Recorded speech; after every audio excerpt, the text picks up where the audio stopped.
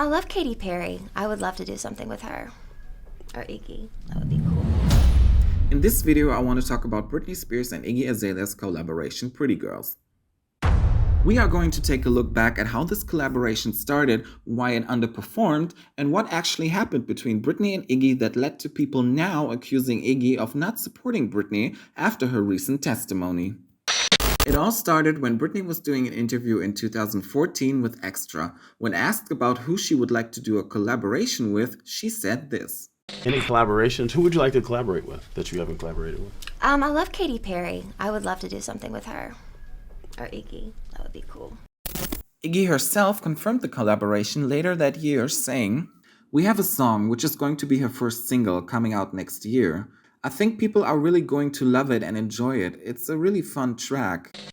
In March 2015, Britney herself talked about how she came up with the idea of working with Iggy. I saw her song on TV, and I was like a kid in a candy store. I was like, I love Iggy. I was like, I love that video. I want to work with her. Nice. And it was really weird because like a week after that, my manager was like, she's a huge fan of yours. And I was like, okay, well, let's do something together, you know? After filming the music video a month later, the song was released and peaked at number 29 on the Billboard Hot 100. It did hit number 1 in Belgium and was in the top 20 in other countries as well, but many fans still dubbed this single as flop. Now, the lack of promotion for the song could also be the reason for its poor chart performance. Sure, Britney added the song to her Vegas setlist, but other than that, Iggy and Britney only performed the single once at the Billboard Music Awards 2015. What's interesting is what happened next. Many fans took to Twitter and called out Iggy for the single flopping, but Iggy responded quickly in a tweet saying, "It's difficult to send a song up the charts without additional promo and TV performances. Unfortunately, I'm just featured." Britney never really addressed the comments, but she did send out a tweet saying, "Can't wait to get back to Vegas. So thankful I have shows for the rest of the year to look forward to. Hashtag you want a piece of me." Now, some fans considered this as shade towards Iggy, but since we now know how little control Britney has over her social media, I personally believe it was a low blow from her team to point the hate towards Iggy. Remember a year later when Iggy was on Watch What Happens Live with Andy Cohen and explained to him that Britney's team searched her house before they were able to work together? They came and checked my place to make sure I wasn't trying to stash anything weird and give it to her or something. Wait, Britney had advanced people come scope out the place? Yeah. Wow. Yeah, to make sure I wasn't a bad influencer. Wow.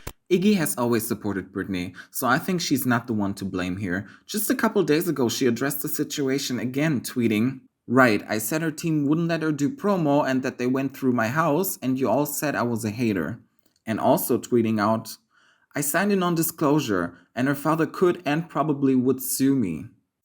And she also tweeted that she reached out to Britney privately, saying, "I'm actually here to support someone in a way that's helpful and also mindful." Britney has said in her own words she's embarrassed to even share this with the world. If she needed to speak to me on her behalf, that message has been delivered to her.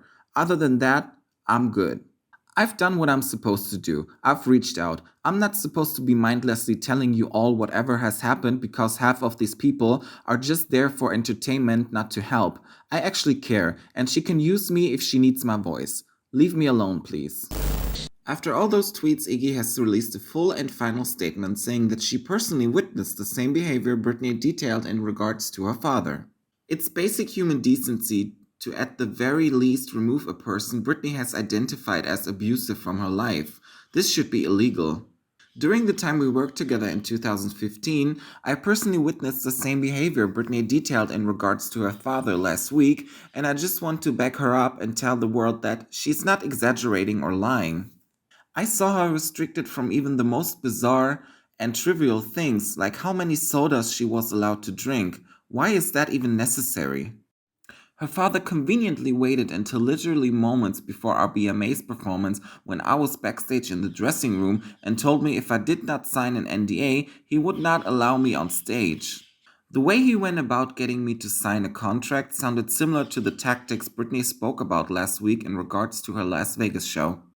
Jamie Spears has a habit of making people sign documents while under distress, it seems, and Britney Spears should not be forced to coexist with that man when she's made it clear that it's negatively impacting her mental health. This is not right at all. I have always liked Iggy and her music, and I do feel bad for how Iggy was blamed back in 2015 for Pretty Girls not charting the way some fans might have hoped.